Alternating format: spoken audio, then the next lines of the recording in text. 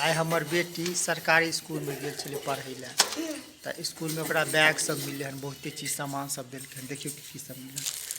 ई मिललै हन geometry box, ई copy एकटा की देखिए कॉपी है एगो, ई कॉपी एकटा है, ई कॉपी एकटा है, इहो कॉपी छै, इहो कॉपी एकटा, ई देलकै हन कलर बॉक्स, एगो स्केल देलकै है,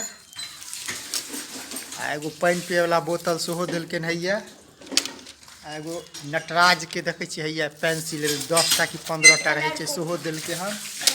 अच्छा कलर वाला कॉपी सेहो देलकै हन। देखियो सरकार की सब दऽ रहल है, कते सुंदर चीज सब।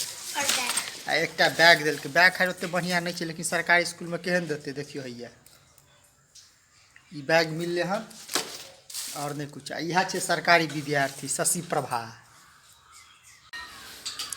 जे बैग देलकै हन, ओते बढ़िया तो नहीं छै लेकिन तो मिला जुला के ठीक है। देखियो पर की सब लिखल छै, पर लिखल छै बिहार शिक्षा परियोजना, Bihar education project, Bihar education project council, department of education, government of Bihar. बहुत किछु देलकै हन सरकार।